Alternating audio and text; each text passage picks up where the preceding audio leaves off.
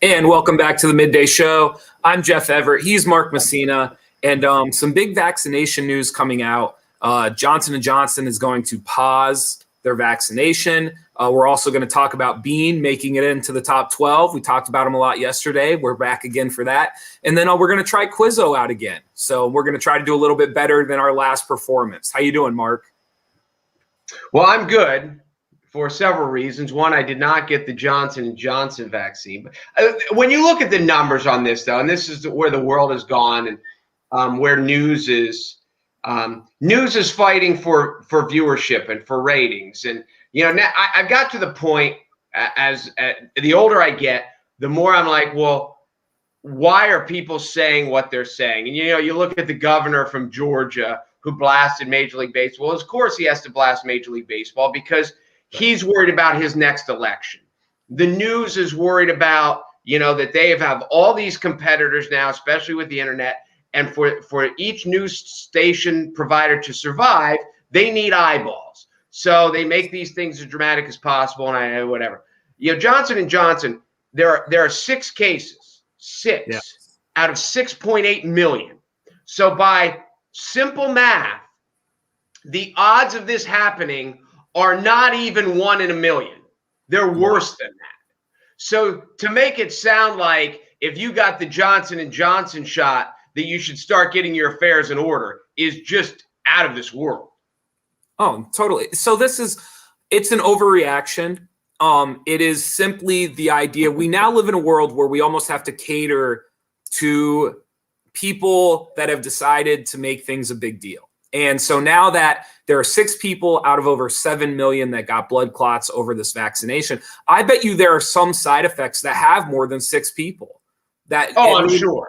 I have no doubt that out of the 7 million people who got the Johnson & Johnson shot, that there is another side effect that have a higher rate than 6 people.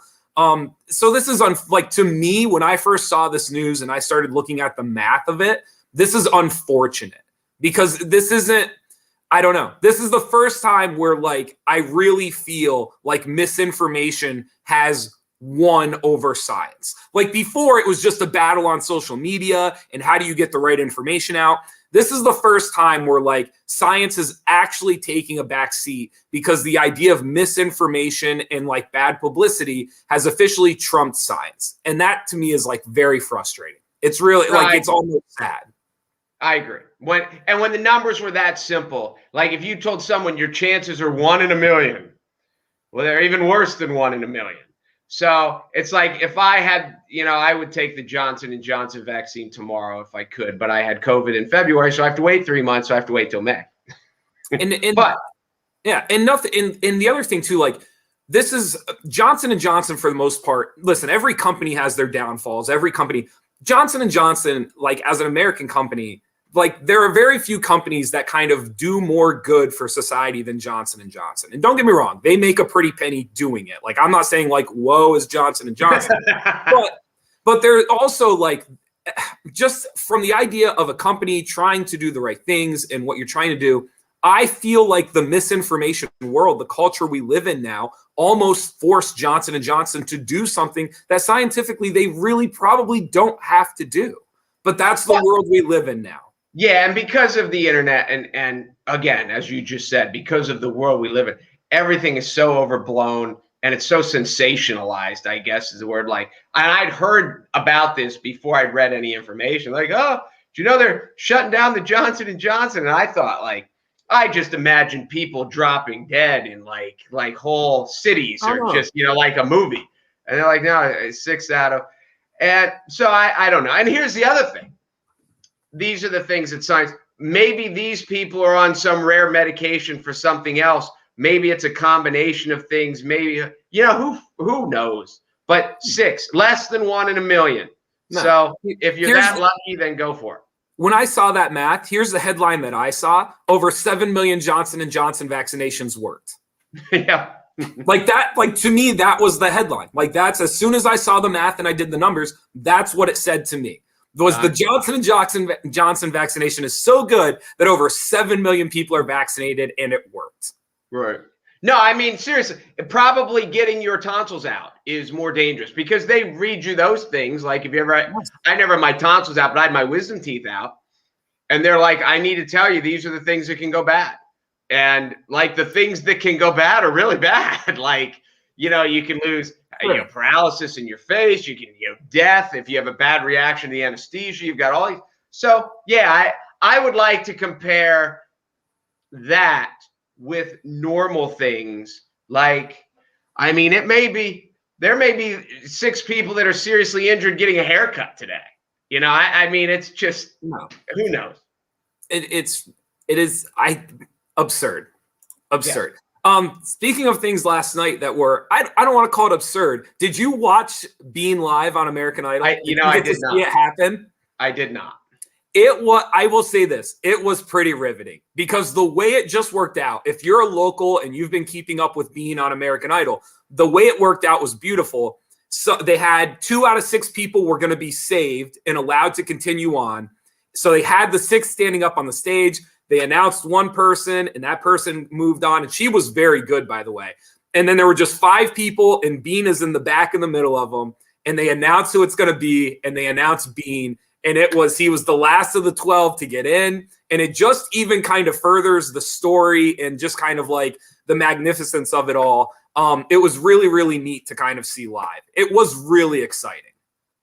Well, and as you think about this, I'm not here to, I don't want to say to play devil's advocate or whatever, but nobody sees the voting. This is a TV show, and a TV show that's going for ratings. And I tell you this from back in, I have a daughter who's really nerdy, and when she was 12, she took the kids' Jeopardy test online, and it was tough. We watched, like, the way the Jeopardy test works, like they ask you a question, you have like 15 seconds to answer. You don't have time to Google and you don't have time. And it's just like boom, boom, boom. If people want to yell stuff over your shoulder, I guess they can, but it's like bam, bam, bam. And it's so anyway, she does well enough on the test that she gets her name in. And the way it works is they have all these kids that pass the test and then they randomly select. It's like 10% go on to and she was randomly selected. And we went to New York City for an audition.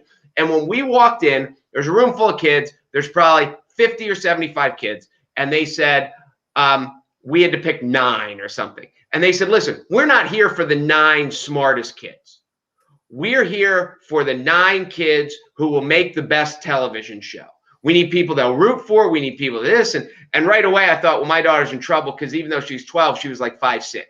And there's cute little kids that look like they're 12. Yeah. And my daughter looked like she could have been 14 or 15 because she was so tall. Yeah. But so is there a chance that Beane really voted in the top 5? But they're like, for dramatic purposes, because you don't know the voting, we're taking everybody's word for it. I mean, maybe. I will say this. I do think it was interesting that it was judges only last night, meaning that the judges decided who moved on. The other thing that helped Beane significantly is Luke Bryan was not there, and he was replaced by Paula Abdul. Did I say that right? Yes. Okay. Nailed it, baby. So, and listen, nothing against Luke Bryan. He has made it very apparent throughout this process. Like he's not against Beane, but he's certainly like it's not his first choice. And I think Luke Bryan not being there last night, it didn't hurt Beane. Let's put it that way. It certainly helped him. One of the other things that I'd never thought about as these shows have evolved, like about these people, how many Twitter followers do they have? How many Instagram followers do they have? So, there are challenges as you go through this, but some of these people, depending on what they've done and how big their social presence is online, that some people have just a bigger natural voting audience than before. So, but you're right. The way that he was last, like he was the most dramatic to get through. So that'll keep people in their mind. So now does that buoy him? Next week to people like, oh my God, he barely got through. Next week, we need to make sure he gets through. So I don't know. We'll see how it plays out. But congratulations to him. He's in the top 12. I agree. I think it only propels the story. Like I think it only builds the momentum for him in a way. And it just, Katy Perry's been backing him the whole time. She was the one who got to announce it at the end yesterday. Like I think it almost had to happen the way it did. Like, I think it's only going to further play into his success going forward on the show. I really do. I think last night kind of worked in his favor in a weird way. Do you think there's any chance Katy Perry just takes him home with her after it's over and adopts him or something? Like, is there any? I said to my cousin last night, I just find it hard to believe that she is not going to, and she's kind of hinted at it. I just find it hard to believe that she's not going to sign him. I find it hard to believe that, like, when the show ends, Katy Perry is not going to have any effect on his life at the end of the show. Somehow she is going to be involved in his life. She seems like a big fan. Yeah, I would agree. For sure. All right, we're ready to spin the wheel. Go ahead, Mark. Can you walk him through it? Join the Midday Show group on Facebook, and that's all you need to do. It's very simple. You don't even need to, like, it just puts you in, and now you're in the group, and then you're one of the cool people in the group, and then the computer will spit out a name, and then if you get your name spit out, you win a T-shirt, and then we go to the prize wheel, and you could win more stuff. The prize wheel is, and our whole show is obviously sponsored by Wise Markets, as you can see up here on the top. Yes. We have multiple gift cards from Wise Markets on the wheel. We have a $25, $50, and $100 gift card. We also have one for the Moon and Raven. We have one from the Break Room. We have one from Eat and Run. So we have things you can eat. We have things you can smash. And at Wise Markets, you can kind of get everything you need. And I'm going to be needing lunch here very shortly. So that's that. So thank you to Wise Markets. Thank you to all our sponsors. And thank you to our winner of the day, who is? Our random winner from the Midday Show Facebook group is Brandy Ray. Brandy Ray. Here we go. Here we go. Our Weiss wheel spin. She sounds a little too Southern to be in Pennsylvania, but maybe she's a transplant. You never know. Oh, just shy of the Weiss gift card. Loser. Well, Brandy Ray gets a T-shirt, and we'll have another wheel coming up. And congratulations to Brandy, and there we go. Yes. All right. Thanks, Brandy. So again, we're back. We're gonna do another round of Quizzo today. I will be honest. I am kind of a little nervous after our showing last week. It's time for what we like to call a bounce back, a comeback. No, you don't seem as worried. Listen, this is what happened. As I said, and this is, right hand to God. In the warm-up show, we were nailing them. So Mackey went like, Harvard grad school questions on us to try to make us look stupid. And so now I'm ready. I've studied. I've watched a lot of Jeopardy. Aaron Rodgers is hosting. I think he's doing a pretty decent job. He's no LeVar Burton, but I think he's done a good job. And I am ready. So Mackey can bring his whatever he's got. Bring it. All right. So bear with me here. We're going to bring Mackey on to the show now. We'll get him set up. Mackey, can you hear us? I can hear you. Can you hear me? I can hear you. I'm not going to lie. I just told Mark, I'm a little nervous. I'm hoping to have a better showing than the first time. Mark seems a little more. I'm ready. I am ready. Yeah. I was listening. Mark's very confident today. All right. Yeah. What do you got for us? Okay. Well, I meant to ask you guys this last week, and I apologize. I have not watched every episode of the Midday Show. Okay. Am I the first person to ever appear on the Midday Show besides Jeff and Mark? Have there been other guests? No. We had the one lady from that charity. Yes. I believe you're the second guest. Okay. You're the second guest. All right. But it's not as exciting as the first ever guest. And if we're rating them in order of best looking, you're also second. Yes. Okay. All right. So again, we've got 5 questions. We're going to do things a little bit differently on question 5. I'm going to give you guys a choice of 3 categories. You pick which one you want. We'll get to that. It's like Wheel of Fortune. At the end, they get to pick their. So anyway. Yeah, it's like we're going to switch it up a little bit. We'll get to that in a moment. But again, I'm going to give you a topic. I'll ask you the question. You might get a little bit of a hint. You might not. Okay. So the first category. Before you go any further, Jeff, I thought he was going to say on the last one, I'm going to give you multiple choice. No. And then I thought he was insulting us that badly that by the time we get to the 5th one, I'll give you multiple choice because you're that dumb. Yeah, listen, when I go 2 for 5 on something, they're allowed to make fun of me. I don't. Yeah. That's okay. All right. Well, the first category is entertainment. That's going to be your first question. And while we're talking about guests on talk shows, this is your question. What actress famously jumped up on David Letterman's desk and flashed him in 1995? Go for it, Mark. Drew Barrymore. Mark or Jeff, are we going with that? Oh yeah, I'm going. I've never listen. Usually we would hear like a 3-minute like. Oh no, if he's quiet, he knows. He knows that. Well, that's correct. It is Drew Barrymore. Yes, 1 for 1. Crushing. And is Letterman's top 10 list? I mean, is that probably the best segment on late night television in the history of late night television? It was really good. Jeff, you'll have to YouTube it. I'm sure it's on. She was young. She was like, and the. I can't. I mean, obviously, it's all scripted and stuff. I actually went to a Letterman taping one day when I was in New York City. Shaquille was on, and it was really fun. But she's got like obviously she had no bra on while she's doing the interview. I bet she was 19 or 20 or 21, and for some reason she jumped up, and it looked so like spontaneous that she was dancing and she just flashed him, and Letterman's face is iconic. It was really, really funny. And if it was scripted, then she's as good of an actress as she is, because it.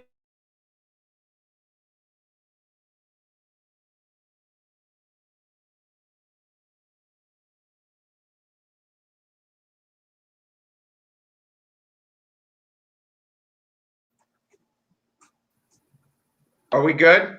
I think we just had a hard reset.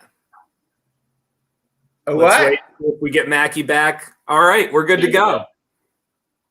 Was that my end or your end? I don't know what happened. It doesn't matter. We're all back. What do you got for us next, Mackey? All right. Well, so all right, you guys got 1 down, 4 to go.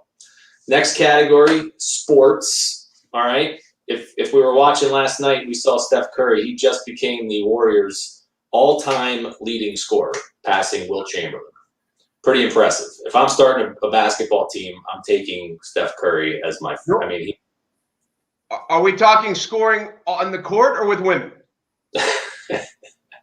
I probably take Steph Curry on both accounts. No. No? All right. Anyway, go ahead. Anyway, all right. So here we go. This is your question. Now be careful with this one, guys. Who is the Oklahoma City Thunder's all-time leader in games, assists, minutes played, field goal attempts, and steals? Do you want to talk through it, Mark? I mean, my immediate thought is Russell Westbrook, and why wouldn't it be Russell Westbrook? Just because he was there longer. So here's my only thought is they were originally the Seattle Supersonics, which I don't know if that plays into the history of the organization or not. If that were the case, now you're getting into like some Gary Payton stuff, some things like that. But if you're just talking about the Oklahoma City Thunder, I would be shocked if it was not Russell Westbrook. Because he stayed longer than Durant and Harden. Yes. I would be really surprised. Did Durant get drafted by Seattle? Yes. But Russell did not. Did he? Didn't Russell go right to OKC? Russell was the first year in OKC. I think it has to be Russell. I would say Russell Westbrook, unless there's some like weird Sonics history where it's Gary Payton. But I would guess Russell Westbrook.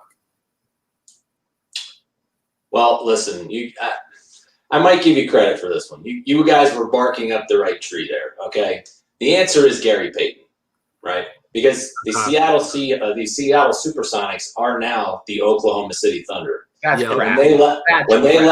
When they left Seattle, all of their records came with them. Okay, unlike say like when the Browns moved to Baltimore, right? Browns records stayed, team went. So if you look up the season career leaders in Oklahoma City Thunder's history, you're going to see a lot of Seattle Supersonic. Okay. What used to be Supersonics. Because Gary Payton, let's say he was on the team when they moved to Oklahoma City, he would now be a member of the Thunder, right? So if the answer, Gary Payton, well, you didn't get it right. Jeff was so close. I almost feel like I need to give you credit for it. So, as Marissa Tomei said, it's a trick question. A bit of a trick question, about as tricky as they get when it comes to Quizzo. So I'm taking the W. I'm proud of myself. Yeah, I think that was good, Jeff. Thank you. All right, so history. We're going with some history on the next question. Bank robber Robert Leroy Parker was born on today's date in 1866. What name was he better known by? Again, bank robber Robert Leroy Parker was born on today's date in 1866. What name was he better known by? I can give you a hint here, but I feel like it would give it away. So I think I'm going to withhold the hint unless you guys really want me to give it to you. The only one I can think of, wasn't there unless it was like a pseudo name, like a stage name, but wasn't there a famous bank robber named Babyface? Yeah, but I feel like that had to be after I feel like that had to be after 1866. Bank robber, 1866 is right after the Civil War. So, could it be like when was Butch Cassidy and the Sundance Kid? Could it be the Sundance Kid? Yeah, let's do that. I'm trying to think of the other. Obviously, Billy the Kid was not hit. There's something about you looking off into the sun in deep thought. Okay. We'll go with the Sundance Kid. I second that. All right. Once again, so close, but not quite. It was Butch Cassidy. Well, that's stupid. Why wasn't his name Butch? His birth name was Robert Leroy Parker, known as Butch Cassidy, played by Paul Newman in the 1969 movie. Yes. Robert Redford played the Sundance Kid. So again, much like Gary Payton, did you get it right? I don't know. You were in the right ballpark on that one. So. Moral victories. Yeah. Moral victories. You keep thinking, Butch. That's what you're good at. That's the best line in the movie. By the way, a movie that I just don't get. Have you seen it? I've seen it. It's been a really long time. I know it was nominated for an Oscar in like 1969, I believe. Then I'll tell you what. In 1969, the movies were a lot more boring because you go watch it tonight and you'll be like, "Why is this movie great?" I mean, other than it's a Western, so guys liked it, and because Paul Newman and Robert Redford were in it, all the women liked it. But as far as I don't get it. But okay, next question. All right, we're gonna go with movies here. This is gonna be in the movie category. Did either of you guys know that this past Saturday was National Pet Day? Yes. Okay. Does anybody have a pet here on the panel? Jeff does. You can hear him bark every now and then. What? I think he barked a lot yesterday, so I think Jeff muzzled him today. Okay. And also, real quick, maybe just a topic of discussion for a future show. I don't know. And again, this would be for the parents here. Jeff, do you have kids?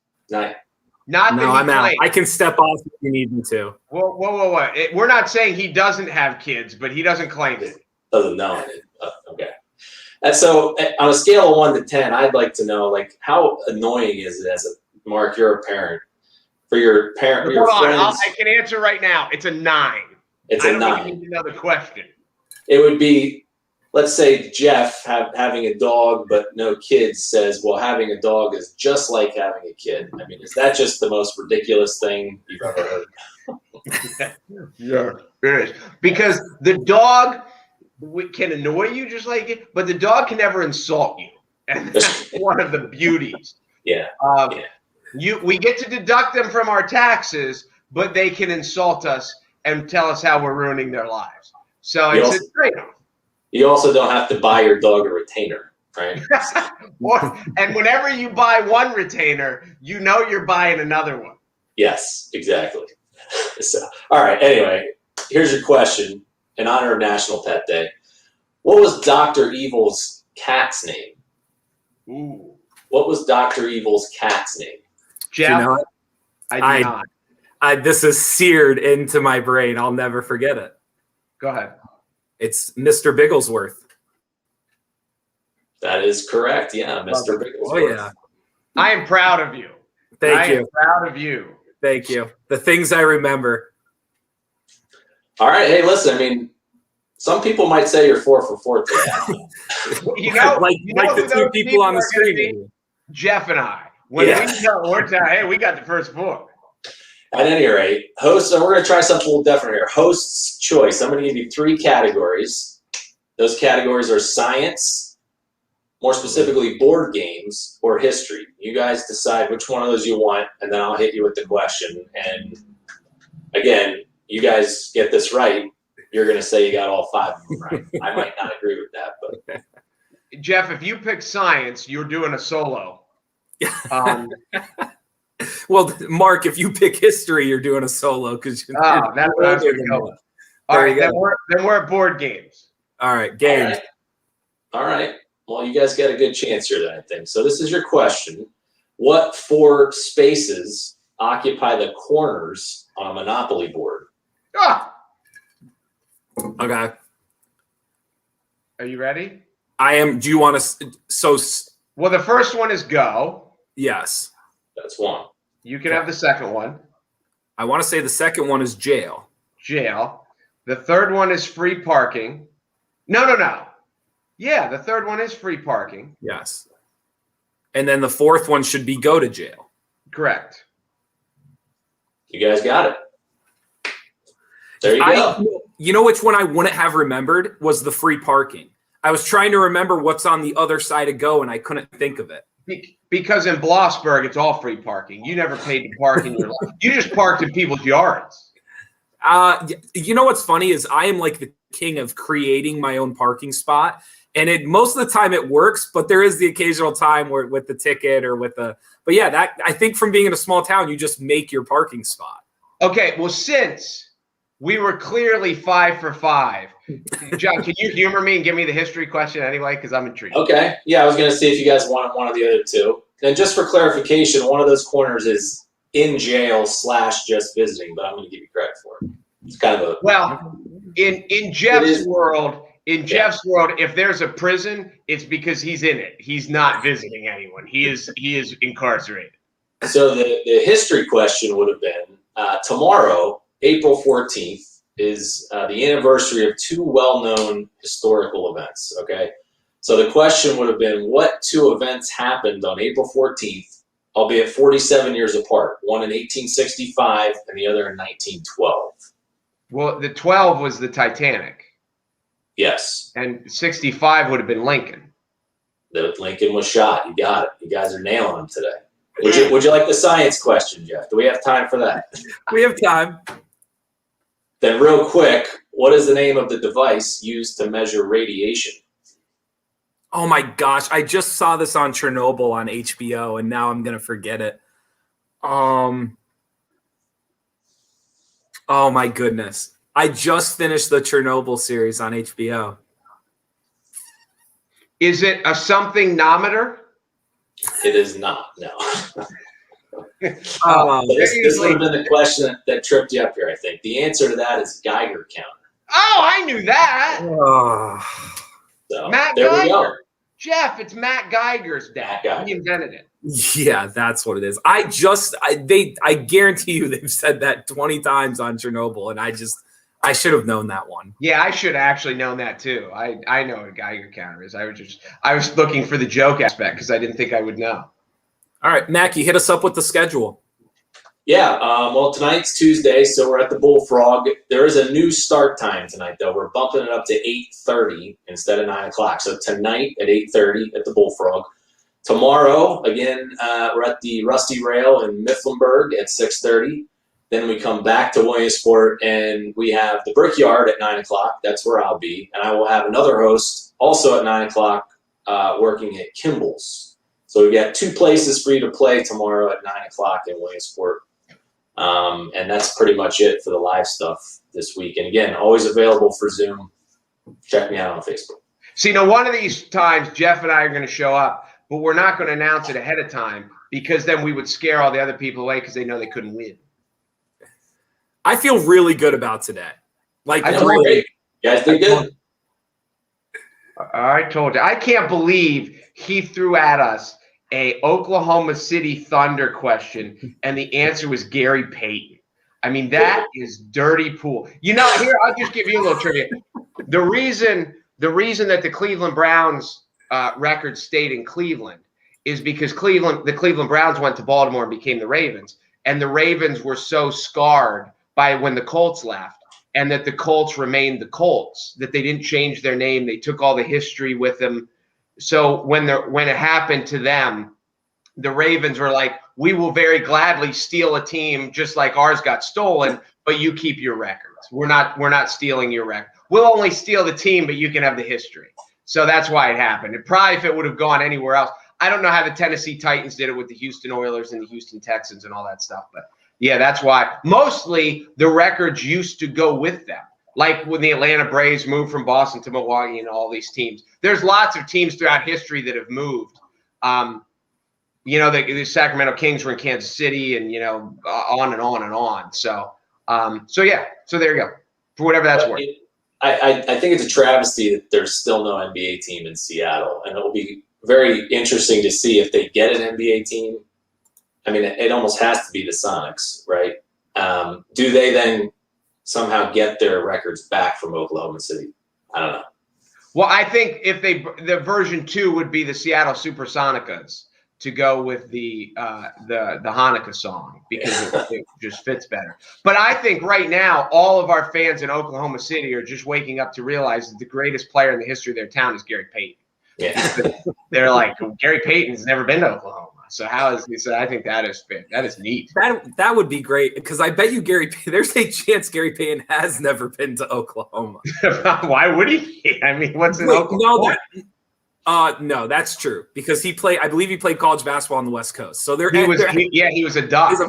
He was either a Duck. He was at Oregon. Was he a Beaver? He was either at Oregon or Oregon State. He was a Beaver. Okay. So there is a hypothetical world where Gary Payton probably has never been to Oklahoma. I'm sure he's flown over it hundreds of times, but to actually land in the Sooner State, I do not think so. All right. Well, Jon, thanks for coming back on, and we look forward to having you again on Tuesday, and good luck this week with Quzzio. Yeah, thanks a lot, guys. Hey, well, we'll see you soon. See you. Later, man. All right. Don't ever doubt our intelligence, our raw intelligence. Thank goodness. I wasn't nervous, but I was kind of like, we better show up today. Mr. Bigglesworth, buddy, you are a man. Those Austin Powers movies, before we go, they are so underrated now. Like, there's most of the kids that I coach have no idea who Austin Powers is. No clue. They are ones that I've seen flipping through the channels, and for whatever reason, they are not ones that I stop on and not go back to them. And I do remember when I watched them that I just laughed, but I don't know. For whatever reason, I probably should sometime just sit down. There was the spy who, oh no, the first one was called The International Man of Mystery. Is that what it's called? Yeah, nobody cares. And then there was like a gold member and the spy who shagged me. I remember the, yeah. But, yeah, Mr. Bigglesworth. Good for you. Yeah. I'm proud. So my mom wished us good luck. Robert Lewis had a correct guess. We also had Karen, and listen, a part of why we do this, there's people that disagree. We support people who disagree. Karen said, you must be an idiot. You don't think that people stroking out in front of their loved ones is serious. It happens more than you think. So, I don't think it's that we think it's funny people are passing out and stroking in front. Our point is, mathematically speaking, it's not really happening that often. And by that often, it's almost not happening at all. There's a 1 in 1 million chance of it happening. But yeah, that's part of the problem, right? Part of the problem is that you don't know where to go, what to believe. But I think 1 in a million and more chances, I think it's safe to say that the Johnson & Johnson was a success. I think to say it's not, I just think is mathematically incorrect. Correct. The COVID deaths have a much greater rate than 1 in 1 million. So yes, I would say it was a success as well. Yeah. And then Carla Johns, oh my God, Austin Powers must see. Goldfinger, right on. The Goldfinger one was like at Beyonce's peak. I don't know if you remember that or not, but that was like the peak of Beyonce. Like that was like her ultimate power, and she did Goldmember, and it was like a big deal. I was going to say, I thought Goldfinger was a Bond movie. And yes, Goldmember is the Austin Powers one. Okay. Oh, yeah. Yes.